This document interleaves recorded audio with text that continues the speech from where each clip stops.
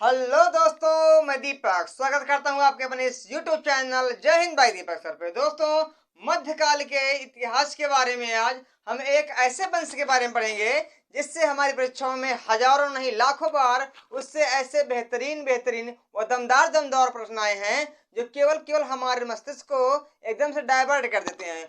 आज हम केवल इस विषय पर काम करेंगे कि उस परीक्षा में उस टॉपिक संबंधी परीक्षा में जितने भी क्वेश्चन आए होंगे उन सभी को अच्छी तरीके से ताबड़तोड़ हल करेंगे और उस पाठ को इस लेक्चर में खत्म करेंगे। दोस्तों, मुझे उम्मीद है कि हमारी वीडियो को लास्ट देखेंगे, चैनल को सब्सक्राइब करेंगे और अपने दोस्तों के साथ से शेयर भी करेंगे। उस वंश का नाम आपको बता दें तो उस वंश का नाम है पाल वंश। क्या नाम है? पाल वंश नाम है।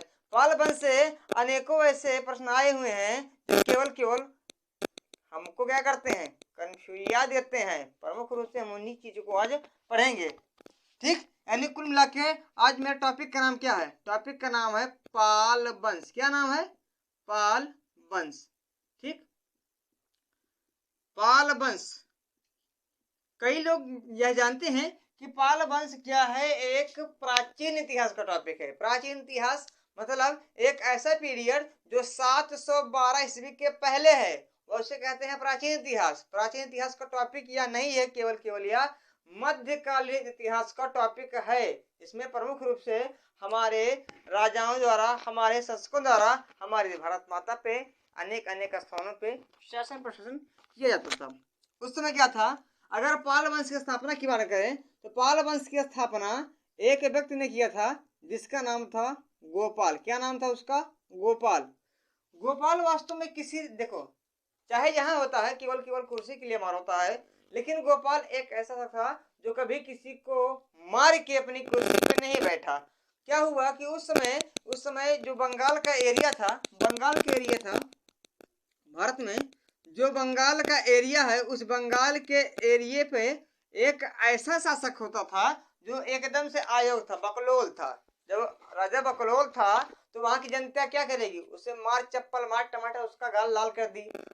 जनता क्या चाहती है? केवल राजा से यही चाहती है कि राजा उसके सुख दुख, उसके दुख तकलीफों तथा उसकी समस्याओं को दूर करे। जब राजा ऐसा नहीं करता है, जनता विद्रोह कर देती है। जनता क्या किया, उस राजा को जो एक अयोग्य शासक था उसको मार मार के एकदम से हटा दिया। लेकिन देखा कि उसी बीच जो गोपाल व्यक्ति हैं, ये लोगों की सेवा जा जाकर एकदम खूब बढ़िया से उसकी व्यवस्था को एकदम मेंटेन करते थे। तो लोगों ने कहा कि जब ये एक नॉर्मल व्यक्ति होके हमारी सेवा करते हैं, अगर हम इन्हें राजा के पद पर बिठा दें तो शायद हमारी सेवा बहुत बाखूबी तरीके से करेंगे। तो इसी उद्देश्य से क्या किया कि जनता ने इस गोपाल को बंगाल का राजा बना दिया। क्या बना दिया? बंगाल का राजा इसे बना दिया। और कब बनाया? यह बनाया 750 ईस्वी में। क्या बनाया? 750 ईस्वी में क्या कर दिया? उसको राजा बना दिया। और जैसे ही यह राजा बना, जैसे ही राजा या गोपाल बन गया, वैसे ही लोगों का धीरे धीरे क्या करने लगा, धीरे धीरे उसका अपने प्रजा तथा जनता के बीच अपने सम्मान को, अपने मान को या और बढ़ा लिया। ठीक, अगर देखा जाए तो गोपाल जैसे ही राजधानी बैठा वैसे क्या हो गई? पाल वंश की स्थापना। और जब स्थापना कब होगी? जब उस संबंधी व्यक्ति उस गद्दी पे बैठेंगे। केवल इतनी बात की गई। देखो, बहुत ही नॉर्मल तरीके से, बहुत अच्छी तरीके से केवल उन्हीं टॉपिक को पढ़ा जाए। बाकी तो ब्रह्मांड है, ये है, जीएस है, इतिहास है, भूगोल है, इन सभी को अगर पढ़ना है तो बहुत समय लगेगा और सारी जानकारी आपको नहीं मिल पाएगी, क्योंकि ये ऐसा टॉपिक है इसमें कोई सूत्र, कोई ट्रिक, कोई फार्मूला काम नहीं करता है। केवल से कंसेप्ट ही पढ़ना हमारे लिए जरूरी होता है, ताकि हमें आजीवन, अगर कंसेप्ट पढ़ेंगे, एक साधारण तरीके से पढ़ेंगे, अच्छी तरीके से पढ़ेंगे, कर्म वाइज पढ़ेंगे तो हमें याद रहेगा। अन्यथा हम इसे भूल जाएंगे और भूलती दुनिया को क्या कहते हैं लोग? बेवफा कहते हैं। समझा कहेंगे केवल अगर बात की जाए तो यह पाल वंश का संस्थापक, जो आप जान ही होंगे, पाल वंश का जो संस्थापक था, उस संस्थापक का नाम क्या है? वह है गोपाल। क्या है? गोपाल है। गोपाल ने कहाँ पे बनाया है? यह बंगाल में अपना शासन व्यवस्था को मेंटेन किया। कब मेंटेन किया? तो 750 ईस्वी में किया। या अपनी राजधानी बनाया होगा।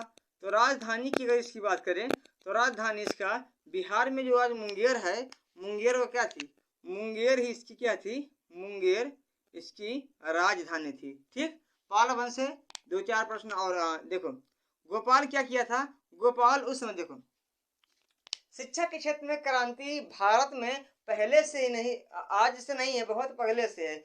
जब देश के विभिन्न देश में कुछ नहीं था तो हमारे यहाँ बड़ी बड़ी बिल्डिंगे जो विश्वविद्यालय के रूप में थी हमारे भारत में थी। यानी कि चाहे तक्षशिला की बात की जाए, चाहे विक्रमशिला की बात की जाए, चाहे अजंतपुर की बात की जाए, यानी कि अनेकों अनेकों स्थान पे क्या थे, अनेक प्रकार की बड़ी बड़ी यूनिवर्सिटी। उसी में से एक ऐसी यूनिवर्सिटी थी जिसकी स्थापना कौन किया था, या गोपाल किया था।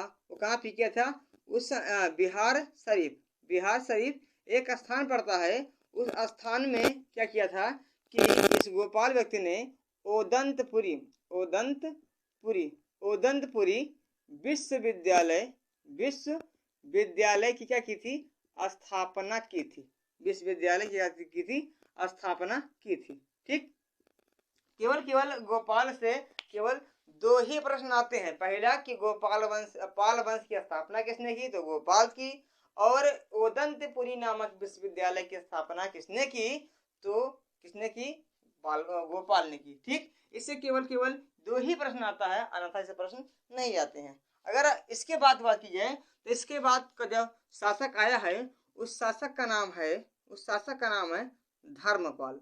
धर्मपाल भैया भी ये बहुत ही कठिन, बहुत ही लाजवाब, बहुत ही बेहतरीन शासक थे। अपने पिता की तरह ये भी शिक्षा में कुछ परिवर्तन ला चाहते थे। इसीलिए क्या किए, इसीलिए ये भी एक विश्वविद्यालय की स्थापना किए और उस विश्वविद्यालय का नाम है विक्रमशिला विश्वविद्यालय। क्या नाम है, विक्रमशिला विश्वविद्यालय। क्या नाम है, विक्रमशिला विश्वविद्यालय। ठीक, और कहाँ पे किए थे, तो ये भागलपुर में। कहाँ पे किए थे, भागलपुर में क्या किए थे, ये विक्रमशिला विश्वविद्यालय की स्थापना किए हुए थे। ठीक, उसके बाद की जाए एक बहुत कॉमन प्रश्न आता है कि जो कन्नौज था, कन्नौज मतलब हर्षवर्धन की राजधानी, जो कन्नौज था उस कन्नौज उस समय हर्षवर्धन ने इतने बेहतरीन तरीके से मेंटेन किया था कि चाहे जो वंश चाहता था, भारत देश के इर्द गिर्द जो वंश राज कर रहे थे, चाहे प्रतिहार की बात की, राष्ट्रकूट की बात की जाए, इस्पाल स्वयं की बात की जाए, ये सभी लोग उसके ऊपर अपना दबदबा बनाना चाहते थे। तो क्या हुआ था, कन्नौज को लेके क्या हुआ था, कन्नौज को लेके एक त्रिपक्षीय संघर्ष हो गया था।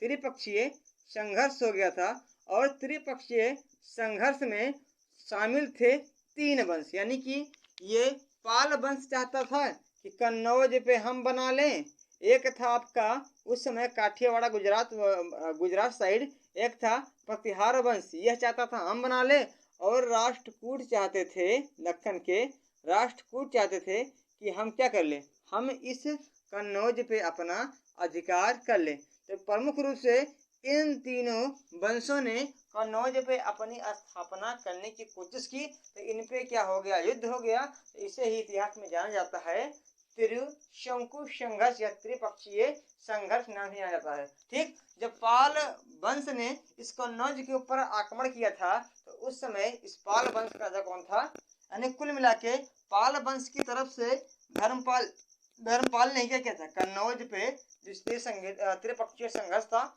उसमें शामिल होने का कार्य किया था। लेकिन जब कोई व्यक्ति युद्ध में शामिल हो जाता है तो विशेष कोई विकास का काम नहीं कर पाता है, ज्यादा विकास इनके शासनकाल में हो नहीं। इनसे केवल 2 प्रश्न आते हैं जो प्रमुख रूप से अनेक परीक्षाओं में अनेकों बार आ गए हैं। पहले का नाम है विक्रमशिला विश्वविद्यालय की स्थापना किसने की, तो यह धर्मपाल ने की। और त्रिपक्षीय संघर्ष में जो पाल वंश था उसके तरफ से कौन सा राजा शामिल था, तो वह था धर्मपाल। इससे केवल 2 ही प्रश्न आता है। ठीक, अगर तीसरे शासक की बात की जाए तो तीसरे शासक का नाम है देवपाल। क्या नाम है, देवपाल। और देवपाल नाम इनका देवपाल है, काम इनका बकलोल पाल वाला है। यानी कि ये अपने जीवन में कुछ कर नहीं पाए, कोई भी अच्छा कार्य ये कर नहीं पाए, केवल आए, भोग विलास किए और चलता बने। ठीक, लेकिन एक प्रश्न इनसे भी आता है कि उस समय जो सुलेमान यात्री, अरब यात्री था, भारत में आया था, तो तो बंगाल पे जो पाल वंश था उस पाल वंश पे शासन किसका था? तो देवपाल का था। यानी कुल मिला के इनके शासन काल में जो अरब यात्री था जिसका नाम है सुलेमान। क्या नाम है? सुलेमान। इसका नाम क्या है? सुलेमान। सुलेमान जो भारत आया था यात्रा पे, तो उस समय पाल वंश का राजा कौन था? तो यही था देवपाल। ठीक। उसके बाद इनका एक और शासक आया, वो शासक का नाम है क्या? उस शासक का नाम है महिपाल। क्या नाम है? महिपाल। महिपाल भी कुछ अच्छा शासक था, जो एक वंश होता था उसमें बातामी बतापी दोनों मिला के जो चोल वंश होता था, तो चोल वंश ने क्या किया था? चोल वंश ने इसके ऊपर बहुत बुरे तरीके से आक्रमण किया था, और आक्रमण करने के बाद यह बंगाल को लेना चाहता था। लेकिन जब आक्रमण किया था चोल वंश ने, तो उस समय यहाँ पे कौन था? महिपाल था। लेकिन चोल वंश के जो राजा थे उनका नाम है राजेंद्र प्रथम। क्या नाम है? राजेंद्र प्रथम। यानी कि कुल मिला के यह बात की जाए कि ऐसा कौन सा शासक था जो प्रमुख रूप से इन पालों के ऊपर आक्रमण किया था, तो उसका नाम है राजेंद्र प्रथम। राजेंद्र प्रथम किसका था? तो राजेंद्र प्रथम था या चोल वंश का शासक। और जब इनके ऊपर आक्रमण किया था तो यहाँ के जो शासक थे उनका नाम क्या था? तो उनका नाम था आपका महिपाल। उसके बाद इसके अंतिम शासक की बात की, ये खत्म है। इसके बाद इसके अंतिम शासक की बात की जाए, तो ये है अनंगपाल। क्या है? यानी कि अनंगपाल कौन है? अनंगपाल इस पाल वंश के अंतिम शासक हैं। अंतिम शासक होने के बाद इसी बंगाल पे एक वंश और जन्मा जिसका नाम है सेन वंश। क्या नाम है? सेन वंश। और सेन वंश की स्थापना किसने की थी? तो सामंत सेन ने की थी।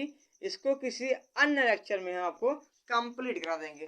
केवल इससे इतना प्रश्न है, यानी कि कुल मिला लें तो इस पाल वंश से ज्यादा परीक्षा में नहीं आता है, लेकिन जब आ जाता है तो क्या हमारा दिमाग काम नहीं करता? क्यों? क्योंकि हम इससे पढ़े नहीं होते हैं। क्या करेंगे? इसको 1 से 2 बार प्रमुख रूप से लिख सकते हैं। लिख सकने के बाद 4-5 बार से रिवीजन करेंगे, याद करेंगे, मन में उठाएंगे तो याद हो जाएगा। 4 प्रश्न हम 5 प्रश्न बता दे रहे हैं फिर से। इसमें जो पाल वंश का संस्थापक था गोपाल था। गोपाल ने क्या किया था? तो एक उदंतपुरी विश्वविद्यालय की स्थापना बिहार शरीफ में किया था। ठीक। उसके बाद इसका एक पुत्र आया जिसका नाम था आपका धर्मपाल। धर्मपाल से 2 प्रश्न। पहली बात, विक्रमशिला की स्थापना किसने की थी? धर्मपाल। और जो कन्नौज का त्रिपक्षीय संघर्ष था उसमें शामिल होने वाला जो पाल वंश था, वो पाल वंश शासक कौन था? तो वह था भी धर्मपाल। 2 प्रश्न। तीसरा प्रश्न क्या है कि जो अरब यात्री सुलेमान आया था, उस सुलेमान के आने से जो पाल वंश का राजा था वह था आपका देवपाल। उसके बाद बात की जाए महिपाल, यानी कि चोलों ने आक्रमण किया था पाल यानी बंगाल के ऊपर, तो उस समय पाल वंश के राजा कौन थे? तो वह थे आपके देवपाल। और एक प्रश्न और आता है कि सबसे अंतिम शासक पाल वंश का कौन था? तो वह था आपका अनंगपाल। यानी कि इतनी चीजें आपको क्लियर हो चुकी होंगी। अब मिलते हैं किसी नेक्स्ट वीडियो के लिए। आज के लिए बस इतना काफी। जय हिंद।